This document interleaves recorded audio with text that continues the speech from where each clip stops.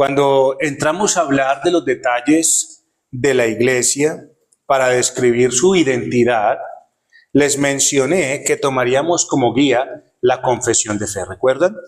La cual en sus primeros 4 párrafos nos enseña acerca de su carácter universal. De eso estábamos hablando, que es precisamente lo que hasta ahora hemos hablado en el primer párrafo, abordando ciertos términos necesarios para describirla. ¿Cuáles han sido esos términos que hemos usado para describir esa identidad de la iglesia como esa iglesia universal? Bueno, hemos hablado de su unicidad, ¿sí recuerdan? Hemos hablado de su catolicidad y hemos hablado de ese carácter invisible de la iglesia que estuvimos hablando hace una semana. En esta mañana, con el ánimo de poder concluir el primer punto de la confesión de fe del capítulo 26, de ese primer párrafo, vamos a responder a una pregunta que, aunque parece obvia porque ya la hemos respondido, debemos precisar ciertas cosas debido a las diferentes interpretaciones que se tienen. Esa es la razón por la cual vamos a hacer esto en esta mañana. Miren, la confesión de fe dice lo siguiente en ese primer párrafo una vez más. Dice, la Iglesia Católica o universal, cosas que ya hablamos, que con respecto a la obra interna del Espíritu y la verdad de la gracia puede llamarse invisible, ya eso lo vimos, se compone, oiga bien, se compone del número completo de los electos que han sido, son o serán reunidos en uno bajo Cristo, su cabeza. Y es la esposa, el cuerpo, la plenitud de aquel que llena todo en todos. Así que ya hemos visto la primera parte, ya hemos visto hasta donde dice invisible, pero resulta que en la última parte donde dice se compone del número completo de los electos que han sido, son o serán reunidos en uno bajo Cristo, podemos preguntar, de acuerdo a esta última parte, podríamos preguntar lo siguiente: ¿quiénes componen la iglesia universal? Eso es lo que vamos a desarrollar y esa es la pregunta que vamos a responder, que, como les dije, aunque ya la hemos respondido, debemos precisar ciertas cosas por las interpretaciones que se tienen el día de hoy. ¿Quiénes componen la iglesia universal? Así que la respuesta, ¿cuál es? ¿Cuál es la respuesta? Los hijos de Dios. O sea, la respuesta en términos muy generales ya la sabemos. Y la confesión de fe, aquí en este párrafo que acabamos de leer, la responde de manera sencilla. Sin embargo, mis amados, en la historia se han presentado algunas confusiones debido a la interpretación bíblica que usted y yo necesitamos por lo menos conocer, porque de esto se podría sacar enseñanzas y escuelas y talleres, digamos, en cuanto a esto, pero que por lo menos debemos conocer, reconocer, saber un poquito lo que es su esencia y así nosotros podamos discernir las cosas y tener clara nuestra posición.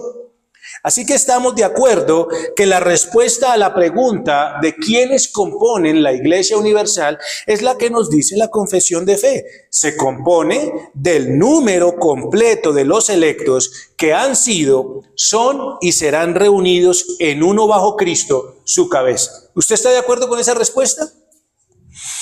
Estamos de acuerdo con esa respuesta y esta respuesta no solamente es una respuesta que nuestros hermanos dieron en la confesión de fe, sino que esto es sustentado y esto es probado por las Escrituras. Efesios capítulo 5, versículo 25 nos dice lo siguiente. Efesios capítulo 5, versículo 25 nos dice lo siguiente. Maridos, amad a vuestras mujeres, así como Cristo amó a la iglesia y se entregó a sí mismo por ella. Entonces estamos hablando y estamos respondiendo a la pregunta, ¿quiénes componen la iglesia universal? ¿Cierto? Estamos hablando de que son todos los elegidos, de todo el número de los elegidos que son, que serán, que son, que han sido, que son y que serán, en uno y que son llevados a uno bajo Cristo, que es su cabeza. Eso es lo que estamos hablando. Eso es una realidad que la Biblia nos muestra. Maridos, amad a vuestras mujeres, así como Cristo amó a la iglesia y se entregó a sí mismo por ella. Este pasaje, o por lo menos esto que estamos hablando, nos enseña que Cristo se entregó por los suyos. ¿Quiénes son los suyos? ¿Quiénes son los suyos? La iglesia, exactamente. Ahí lo dice. Se entregó a sí mismo por ella. ¿Por quién? Por la iglesia. Es decir, hermanos, que el Señor Jesucristo, de acuerdo a este pasaje o de acuerdo a lo que estamos viendo en este momento, Él está diciendo, el apóstol Pablo está diciendo, Cristo amó a la iglesia y se entregó a sí mismo por ella. Es decir, Él estaba diciendo, Cristo se entregó por los que se encontraban atrás de nosotros, como los que se encuentran delante de su sacrificio, que somos nosotros. Porque mire que él está hablando en términos de que se entregó a sí mismo, ¿por quién? Por ella. O sea que Cristo no hizo dos sacrificios. Uno por los de allá, otros, no, él hizo un solo sacrificio por la iglesia completa, por los que estaban antes del sacrificio y los que se encontraban después de ¿quién? De ese mismo sacrificio. Eso es lo que aquí podemos nosotros ver. Una entrega, una sola entrega por los suyos, por la iglesia. Por ejemplo, hermanos, en ese momento que el apóstol Pablo está hablando allí, Cristo, al entregarse, murió por los que estaban tanto en ese tiempo escuchando. Cristo ya se había entregado por ellos, pero también lo hizo por los que estaban antes de su sacrificio y también lo hizo por nosotros que aún no nos encontrábamos allí. Ese fue el sacrificio de nuestro Señor Jesucristo, por los de atrás, por los que estaban en ese momento y por los que serían, que en este caso somos nosotros. Así que el Señor Jesucristo se entregó por los de atrás, por los que somos ahora y por los que vendrán todavía y que faltan. ¿Para qué? Para completar ese número de elegidos por Dios y que van a ser reunidos bajo uno, que es Cristo, su cabeza. ¿Estamos de acuerdo? Entonces, hermanos, antes de Cristo, cuando nosotros miramos la historia, antes de Cristo, los hombres fueron salvos creyendo. ¿Creyendo qué? Creyendo a las promesas que eran hechas ¿de quién? Del Mesías. Creyeron a los tipos que eran realizados en ese momento y que lo que hacían era ¿qué? Un tipo era la sombra de algo que habría de venir. ¿Sí recuerdan? Así que ellos fueron salvos creyendo a las promesas, a los tipos y a las sombras que anunciaban el futuro nacimiento de ese Mesías Salvador. Por eso es que cuando la Biblia nos muestra en Hebreos a Abraham, dice que Abraham estaba buscando ¿cuál ciudad? Una cuyo arquitecto y constructor era ¿quién? Dios mismo. ¿La encontraba en esta tierra? No, él caminó y él se fue hacia donde Dios le decía. O sea que Abraham creyó a las promesas del Señor, creyó a ese que vendría, creyó a ese Salvador. Y por eso Abraham le fue contado, ¿por qué? Por justicia. Ahí está, mis amados hermanos. Así que los creyentes de antes creyeron a esas mismas promesas que anunciaban ¿a quién? Al Salvador Jesucristo, no a otro, mis amados hermanos. Los creyentes como nosotros que estamos después de Cristo, creemos mirando ¿hacia dónde? Hacia atrás, hacia la cruz, hacia el mismo punto que ellos vieron antes. Las promesas anunciaban ¿hacia dónde? Hacia Cristo, ¿cierto? Hacia el nacimiento, hacia aquel que tenía que venir, hacia aquel que los iba a libertar, hacia aquel que iba a morir. Ellos anteriormente miraban hacia adelante, hacia Cristo, a ese sacrificio, a esa promesa de Dios, y nosotros miramos hacia el mismo punto donde ellos en un momento miraban hacia futuro, nosotros ahora lo miramos hacia atrás. ¿Y creemos en el mismo quién? En el mismo Cristo, hermano. Nosotros miramos a la cruz, al Cristo nacido, muerto y resucitado, que vendrá por nosotros en su segunda venida y ahora volverá por todo su pueblo. Eso es lo que nosotros creemos. ¿Es así o no es así? Ahora bien, esto que yo les estoy diciendo lo estamos hablando de forma muy general, ¿Por qué razón, hermanos? Porque tenemos textos, por ejemplo, como Mateo capítulo 16, Mateo capítulo 16, versículo 18, que es un texto muy conocido, y yo también te digo que tú eres Pedro, y sobre esta roca edificaré mi iglesia, y las puertas del Hades no prevalecerán contra ella. Entonces, mire, mi querido hermano, estamos hablando de la iglesia universal, ¿cierto? Estamos hablando también de todos los términos reunidos de la iglesia invisible, que la componen todos, ¿qué? Todos los elegidos de Dios que fueron, que son y que serán reunidos en uno bajo Cristo. Pero resulta, hermanos, que estamos hablando de una manera muy literal y estamos respondiendo a la pregunta: ¿quiénes componen la iglesia universal? ¿Quiénes componen la iglesia universal? Esto lo estamos tomando de manera muy general, hermanos, porque cuando nosotros ya después de haber pasado lo que yo les acabo de decir, nos encontramos con pasajes como Mateo capítulo 16. Donde si usted y yo tomamos de manera literal este pasaje, leemos claramente que hasta el momento en que Cristo está ahí hablándole a Pedro, la iglesia no estaba edificada. Entonces, mire lo que dice el pasaje. Yo también te digo que tú eres Pedro y sobre esta roca edificaré mi iglesia. ¿Edifica qué?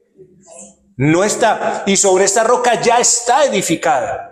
No es lo que dice el Señor, sino que el Señor dice: sobre esta roca edificaré mi iglesia. Es decir, en ese momento la iglesia no estaba edificada. El verbo que se está usando ahí para edificar está ¿hacia dónde? Hacia adelante, está hacia adelante. Así que lo que usted y yo podemos ver aquí es que Cristo sería el constructor de esa iglesia.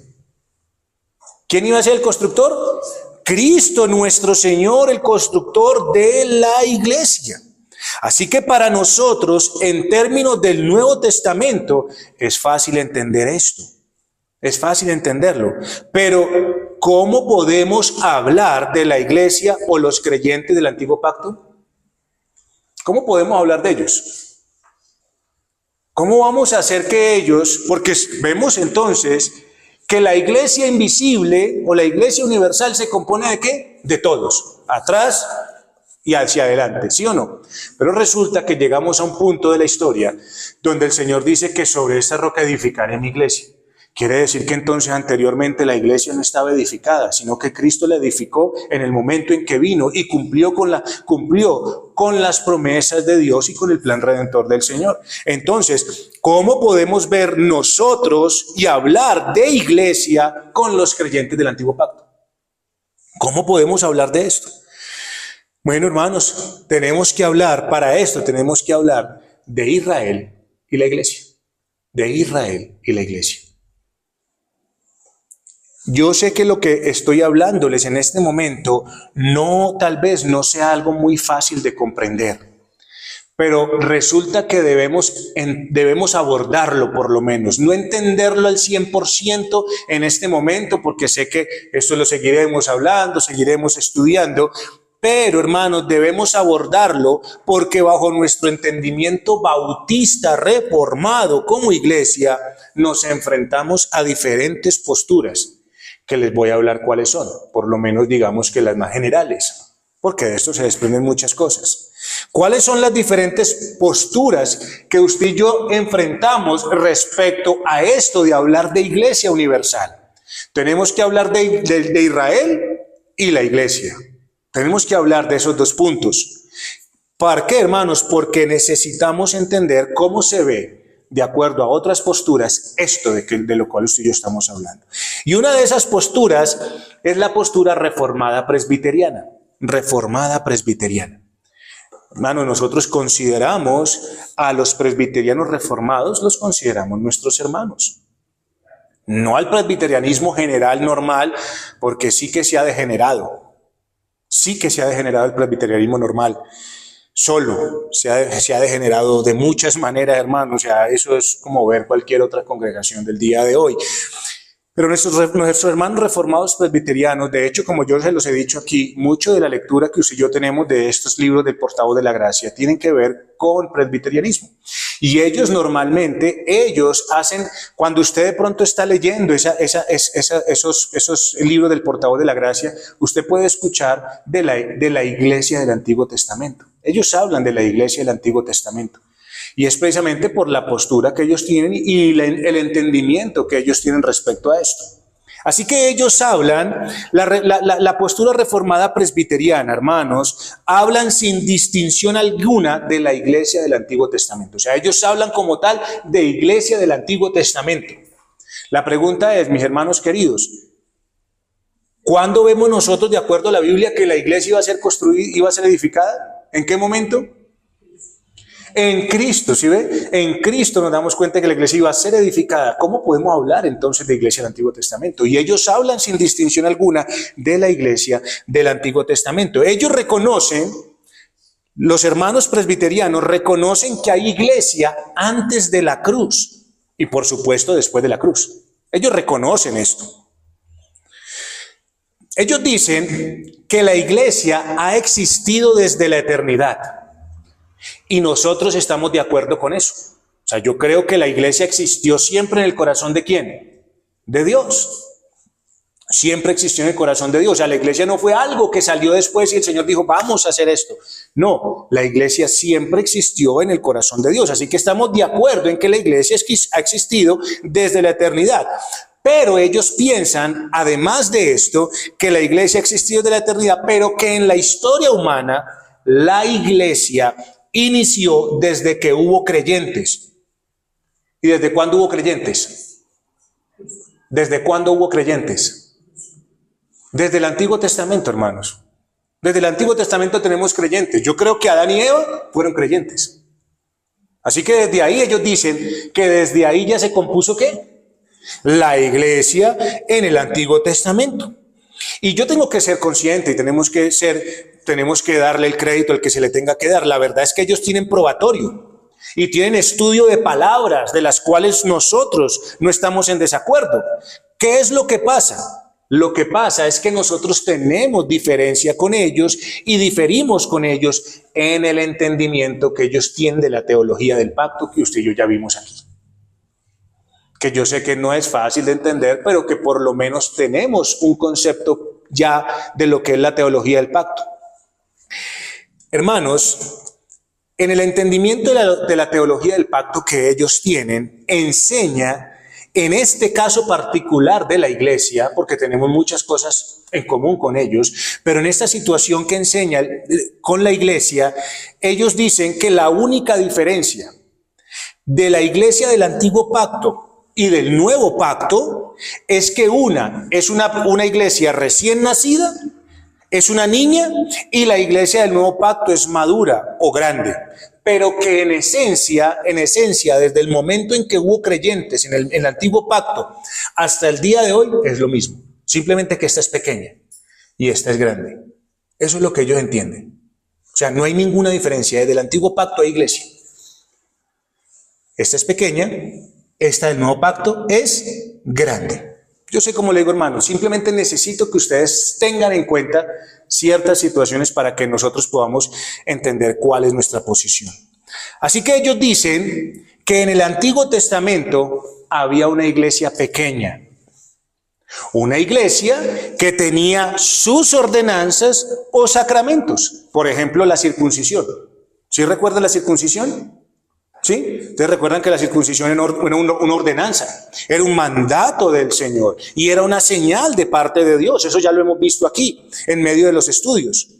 Y ellos dicen que en el nuevo pacto, como la iglesia ya es madura, recuerde que acá es la pequeña, ahora en el nuevo pacto la iglesia es madura, las ordenanzas, como la iglesia es la misma, en esencia es lo mismo, las ordenanzas, lo que pasó con ellos fue que sufrieron un cambio, es decir, fueron reemplazadas. Las ordenanzas fueron reemplazadas, pero que sigue siendo exactamente lo mismo. Es decir, hermanos, ellos dicen que el equivalente a la circuncisión que se hacía en el antiguo pacto, el equivalente es el bautismo del nuevo pacto. Eso es lo que ellos dicen. Que estas cosas son exactamente lo mismo, simplemente que fueron reemplazadas. En el antiguo pacto, para la iglesia era la circuncisión. Para la iglesia del nuevo pacto, ¿qué es? El bautismo. Así que la iglesia sigue siendo la misma, simplemente que las ordenanzas fueron reemplazadas, sufrieron un cambio, pero que es lo mismo. Eso es lo que ellos dicen. Así que, en los términos de ellos y en lo que ellos entienden, dicen que los que pertenecían a la iglesia del antiguo pacto eran aquellos que eran incluidos dentro de las ordenanzas. Por ejemplo, mis amados, vayamos y pensemos en Abraham. ¿Qué le pidió Dios a Abraham cuando hizo la promesa con él? Después de que hizo la promesa, ¿qué le pidió Dios a Abraham? Él le dijo que circuncidara ¿a quién? A todo varón. ¿Sí recuerdan? El Señor le pidió a Abraham que circuncidara a todo varón, desde él en adelante. Se incluía a sus hijos. ¿Es así o no es así? Listo. De esto, como la iglesia es una, tiene las mismas ordenanzas, y no que esta iglesia es pequeña, de allí es que ellos entienden que la iglesia está compuesta de los creyentes y sus hijos, porque cuando hacen parte del pacto, ellos entran ahí. Es decir, amados, la iglesia compuesta de creyentes e incrédulos. Es lo que ellos piensan. Simplemente que como ustedes dos son cristianos, ustedes están dentro del pacto de Dios, ¿sí? Dentro del pacto de Dios, sus hijos hacen parte de la iglesia aunque no sean salvos. Eso es lo que ellos están diciendo. Hacen parte de la iglesia aunque no sean salvos. Porque ustedes ingresaron, pues como ustedes son bautizados, y como es lo mismo que la circuncisión, ¿qué hacía la circuncisión? ¿Qué hacía la circuncisión? Los incluía dentro del pacto. ¿Sí me estoy haciendo entender? Los incluía dentro del pacto de bendiciones o maldiciones. Eso es lo que estamos hablando. Ellos al circuncidar se incluían. Entonces, como ahora la cuestión es de que como ustedes son bautizados, sus hijos entran dentro de ese pacto, hermanos. Por esa razón es que ellos bautizan a los bebés. Por esas razones que lo bautizan. ¿Ven? Porque como la iglesia es lo mismo, el Señor le pidió a Abraham, circuncídese usted y circuncide a todo varón. Lo circuncidaban ¿al qué día? Al octavo día. Por eso ellos bautizan a sus hijos, porque como sus padres están dentro del pacto, entonces es necesario que sus hijos, la circuncisión se cambió al bautismo, entonces es necesario que se incluyan a estos muchachos y se bauticen desde niños, porque ellos ingresen a la iglesia, aunque no sean creyentes. ¿Sí me entienden un poquito? Por lo menos un poco, ¿sí entendemos esto? Así que esto dice la confesión de fe de ellos. La confesión de fe de ellos dice, la iglesia visible, que también es católica o universal bajo el evangelio. Mire que ahí estamos de acuerdo en lo mismo, hermanos. Mire, es lo mismo. No está limitada a una nación como anteriormente en el tiempo de la ley. Se compone, oiga bien, aquí es donde está el cambio con nosotros. Se compone de todos aquellos que en todo el mundo profesan la religión verdadera juntamente con sus hijos. Ahí está la diferencia con nosotros. ¿Sí me entiende, mi querido hermano? Ahí está la diferencia, en el entendimiento que ellos tienen de la teología del pacto. Ellos dicen que la iglesia es igual, es lo mismo en esencia, sino que simplemente sufre unos cambios. Esta es pequeña, esta es grande, esta no entendía, hizo unas cosas, esta ya es más grande. Entonces por eso es que incluyen a sus hijos y por eso ellos bautizan bebés. Nosotros no los bautizamos. ¿Por qué? Porque tenemos otro entendimiento que vamos a ver. Yo creo que ya no lo alcanzamos a ver hoy, sino dentro de unas semanas, si así Dios lo permite. Entonces, hermanos, esa es la postura presbiteriana reformada. Y con eso nos encontramos el día de hoy. Ahora, hay otra postura, que es la postura dispensacionalista. Mire, casi en una iglesia reformada, casi todas las personas, la gran mayoría de personas conocen esta postura. los que vengan de otras iglesias cristianas, conocen y fueron enseñados bajo esta postura dispensacionalista. Esta es la que tienen casi todas las iglesias modernas de hoy en sus diferentes denominaciones. Ahora, ¿qué de manera general? ¿Cómo es que ven ellos las cosas? ¿Cómo es que ven ellos las cosas? Ellos afirman que Dios trata y tiene dos pueblos. O sea, ellos sí hacen una clara distinción entre Israel y la iglesia. Ellos sí hacen una clara distinción entre Israel y la iglesia. Y dice que Dios está tratando ¿con qué? Con esos dos pueblos. O sea, esos dos pueblos hoy todavía están en vigor. Hoy todavía. Entonces, ¿qué enseñan ellos? O sea, son dispensaciones, o sea, son tiempos. Es como la historia partida en dispensaciones, en un tiempo, en este tiempo, en este tiempo, en este tiempo. Ellos enseñan que los planes redentores de Dios se desarrollaron en 7 o se van a desarrollar en 7 dispensaciones. 7. O sea, para ellos la historia de la redención de Dios se parte ¿en qué? En 7. Se parte en 7 dispensaciones de tiempo, en las cuales las primeras 5 trata con el pueblo de Israel. Es decir, Dios en las primeras 5 dispensaciones de las 7 trató con Israel.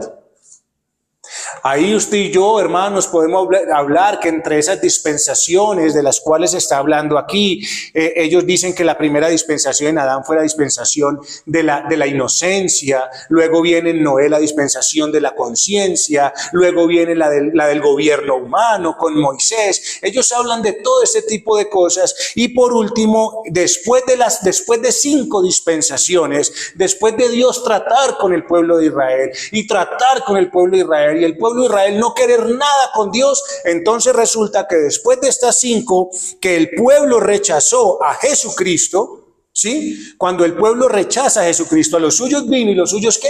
No le recibieron. Ahí Dios dijo, vamos a parar un momento, vamos a parar y vamos a hacer un paréntesis.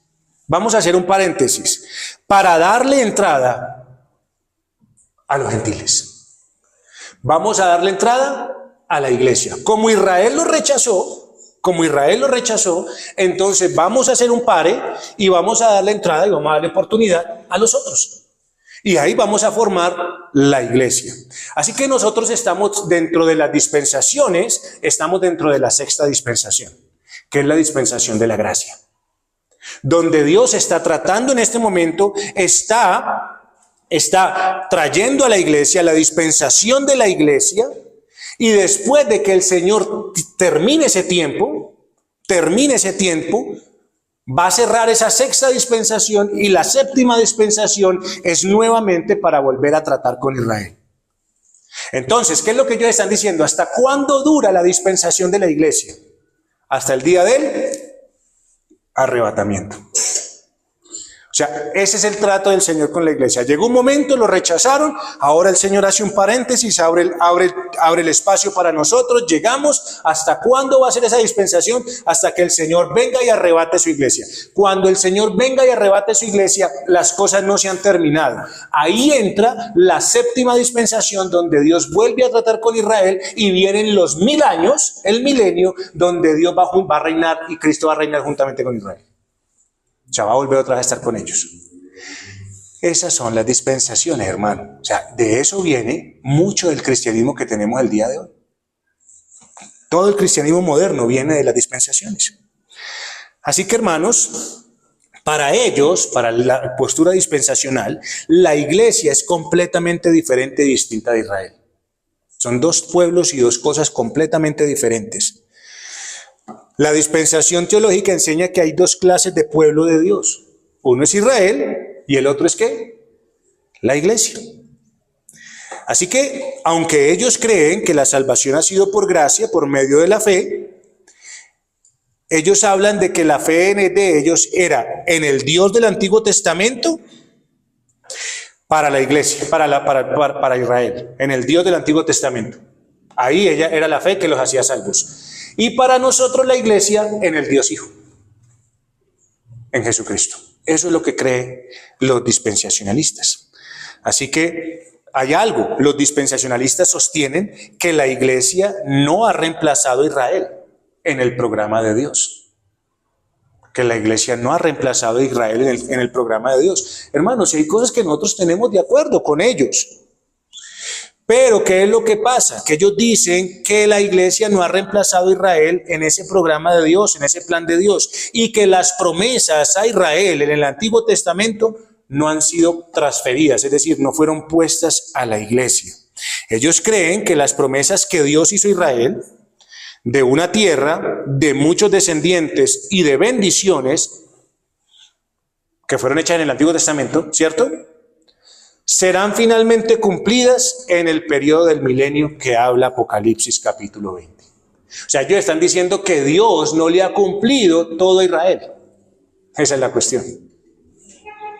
Creen que así como Dios en la época actual está enfocando su atención en la iglesia, en el futuro Él enfocará nuevamente su atención en Israel para cumplir las promesas que hacen falta. Así que enseñan que la iglesia es una creación enteramente nueva que llegó a existir en el día de Pentecostés. Vuelvo y digo, hermano, no estamos en desacuerdo con ellos. O sea, ellos sacan su entendimiento de verdades y que continuará hasta que sea trasladada al cielo con el arrebatamiento. Entonces, hermanos, de estas posturas se abren muchas otras vertientes.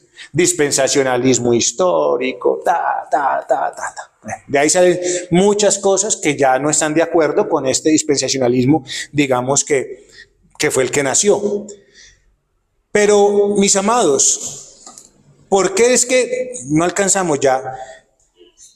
Nos damos cuenta que estas posturas, ¿de qué tenemos que darnos cuenta?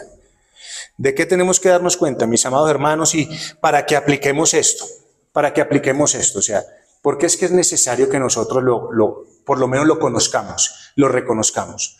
Porque estas posturas, ellos usan la Biblia. O sea, ellos no sacan esto de que a mí me pareció, fue una revelación de un ángel. No. Ellos sacan sus posturas de la Biblia y hay verdades con las cuales no estamos en desacuerdo. La cuestión es que esta clase de posturas chocan a nuestro entender con el plan de redención del Señor. Y no solamente que choquen con el plan redentor del Señor, sino que cuando la postura no es correcta o la doctrina no es completamente correcta, ¿qué esperamos de la práctica? Por eso es que vemos, hermanos, a los hermanos presbiterianos bautizando ¿qué? Niños. Y vemos a los dispensacionalistas, esperando una cantidad de cosas sensacionalistas. Eso es lo que pasa. Por eso es que usted entiende la práctica de ellos. Así que, hermanos, si nosotros no tenemos una doctrina correcta, pues la práctica correcta de la piedad se puede desviar. Si nosotros por lo menos no tenemos algún concepto de esto que les acabo de hablar, hermano, la Escritura dice que hay muchos que están por ahí queriendo desviar nuestra mirada. Y lo hacen con estas cosas. Y sacan pasajes y sacan situaciones. Y usted puede llegar a quedar a decir, entonces, ¿qué hago? No. Por ejemplo, hermano, hacer pensar que nuestros hijos están en la iglesia pero no son hijos de Dios. O sea, están en la iglesia, pero no son hijos de Dios. Nosotros entendemos, como hablábamos hace una semana, nosotros entendemos que no todos los que están dentro de una iglesia son ¿qué? Son cristianos. Aunque estén en una membresía, creemos, porque no somos infalibles. Pero que nuestros hijos estén en la iglesia, dentro de la iglesia, como parte de la iglesia, y no sean hijos de Dios, pues es una locura. Porque entonces, ¿a quién le decimos sí y a quién le decimos no? No es lo que Dios nos dice ni nos enseña. Así que, hermanos, claramente la Biblia nos enseña que los que profesaban una fe en Cristo eran los añadidos a la iglesia del Señor. Los que profesaban, es decir, los que conscientemente profesan creer en nuestro Señor y Salvador Jesucristo porque saben que son pecadores que necesitan de su gracia y salvación. Pero por otra parte, tenemos el dispensacionalismo, que desenfoca el plan de Dios diciendo que tiene dos pueblos. Y por eso es que usted y yo hoy vemos también a tanta gente volteándose ¿hacia dónde? Hacia el judaísmo. Y esto no promueve la piedad verdadera. El dispensacionalismo no promueve la piedad verdadera, porque la gente todavía tiene oportunidades de una segunda y prácticamente una tercera venida de nuestro Señor Jesucristo. Entonces, si usted todavía tiene oportunidades para esperar al Señor, ¿qué necesidad tiene? Pero no, la Biblia no enseña eso. La Biblia enseña en el diluvio que hubo una sola oportunidad. Y que en la segunda venida de Cristo, así mismo se cerrará la puerta y no habrá oportunidad ¿para quién? Para nadie. Y luego de esto viene ¿qué? El juicio. Es lo que el Señor dice. Entonces, por eso es que los dispensacionalistas viven la vida pegados a esta tierra, a las promesas y bendiciones del Señor, y que se las va a dar es aquí. Y se pierden y se desenfocan porque su mirada no está puesta ¿en dónde? En el cielo. Así que, hermanos amados, una puede producir prácticas incorrectas, la otra no promueve la piedad verdadera. Por eso es que es importante que tengamos en cuenta estas posturas, hermanos queridos, para que usted y yo sepamos cuál es la postura nuestra, qué es lo que creemos, y así usted y yo podamos ver la iglesia como realmente debe de ser en los planes de nuestro Señor.